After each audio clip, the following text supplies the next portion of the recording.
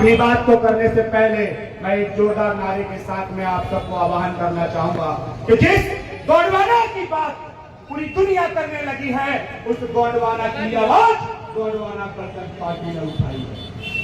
और आज चाहे केंद्र के प्रधानमंत्री हो, चाहे केंद्र के गृह मंत्री हो या मध्य प्रदेश के मुख्यमंत्री हो, आज इस एल्गिन गार्डन के और पेंडवासी गोंडवाना के रत्न और पेंडवासी पिता और पुत्र की शहादत पर नतमस्तक होने के लिए जबलपुर गोंडवाना चौक पे आना पड़ता है।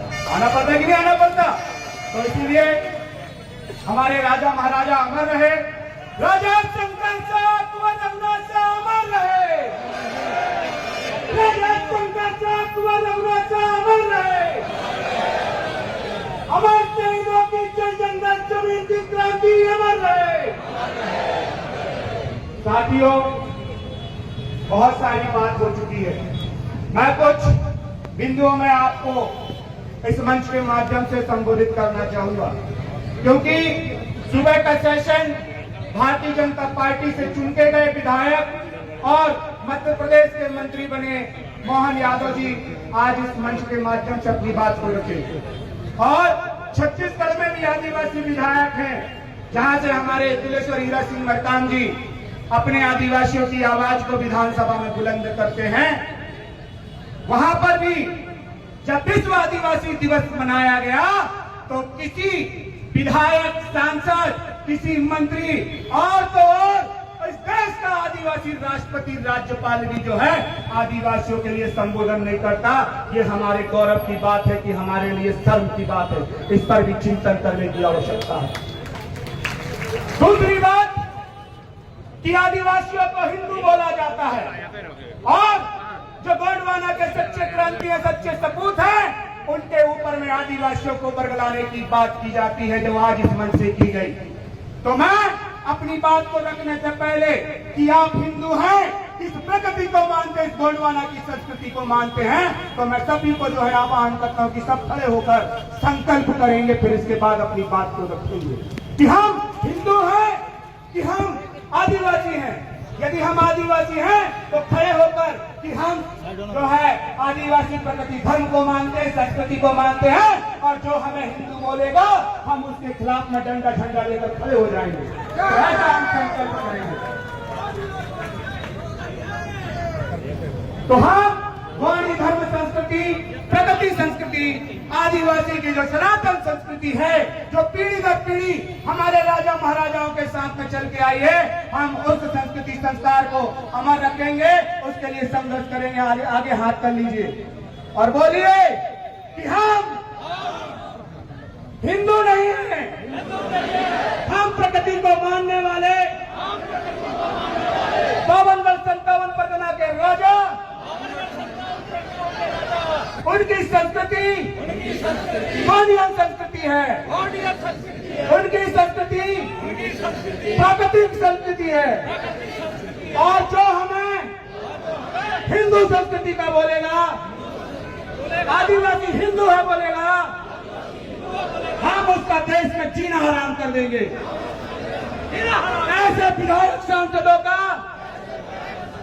मंत्री प्रधानमंत्री का सत्ता पलट कर देंगे।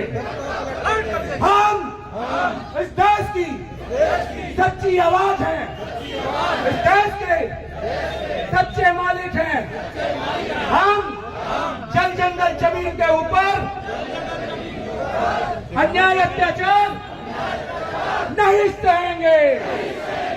बोलो जोहार जय आदिवासी, जोहार जय गोंडवाना।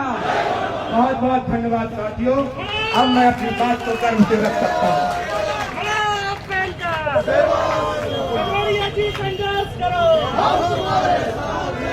साथियों, मैं आपके बीच में कुछ चंद शब्दों में अपनी बात को रखूंगा।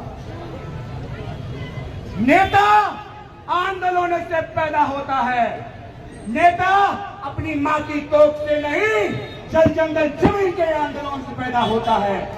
और जो अमर शहीद हैं, जो इस देश के आदिवासी क्रांतिकारी हैं, जिनको केंद्र की सरकार और राज्य की सरकार ने उनका नाम लेकर जो आदिवासियों के 275 की राशि का भ्रष्टाचार किया है, ऐसे क्रांतिकारियों को जो हम आवाज करते हैं, उनको आह्वान करते हैं, उन्हें आदरांजलि करते हैं, तो ऐसे राजा और उनके पुत्र शहीद होकर अमर शहीद बनते हैं। वो जल जंगल जमीन के लिए शहीद होते हैं, तब उनको मान सम्मान मिलता है कि नहीं?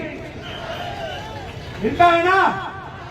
तो क्या आपन राजा महाराजा उन क्रांतिकारी टंकिया मामा बिरसा मुंडा सिद्धू का अनुरेंगा कौर को और क्या उनके वंशज हैं? उन्होंने इस समाज के लिए, इस देश की जल जंगल जमीन के लिए अपनी जान की कुर्बानी लगा दी। क्या आप सब इस जल जंगल जमीन और भ्रष्ट सरकार के प्रति अपनी कुर्बानी दे सकते कि नहीं दे सकते?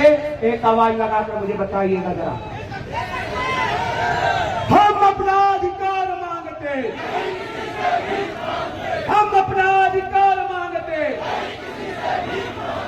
तो साथियों, ये जो अधिकार है, ये अधिकार शंकर साहब कुंवर रघुनाथ शाह जी के शहादत दिवस पर लेकर आने वाले समय तक चलनी चाहिए। जिस तरह से रानी दुर्गावती का नाम लेकर रानी दुर्गावती यूनिवर्सिटी बनाई, लेकिन रानी दुर्गावती का इतिहास वहां पे नहीं पढ़ाया गया।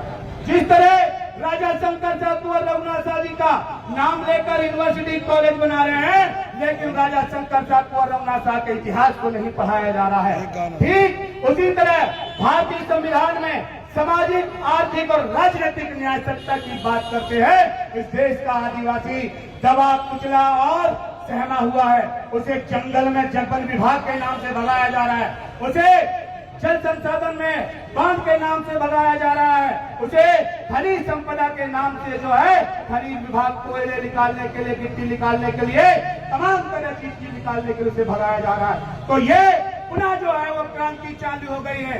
जो हमारे महापुरुषों ने जल जंगल जमीन के लिए लड़ना चालू किया था, अब पुनः जो है ऐसे क्रांतिकारियों की जरूरत है जो अपने जल जंगल जमीन को आने वाले समाज को, पीढ़ी को जो है दिला सकते कि नहीं दिला सकते? तो मैं अपनी बात को यही पर विराम करूंगा और जाने से पहले एक नारा देना चाहूंगा।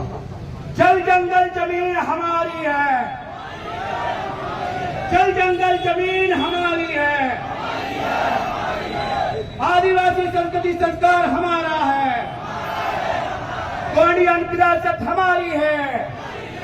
गोंडियन विरासत की रक्षा कौन करेगा? जल जंगल जमीन की रक्षा कौन करेगा? अपने अधिकारों की रक्षा कौन करेगा? बहुत बहुत धन्यवाद साथियों, आपने मुझे 2 शब्द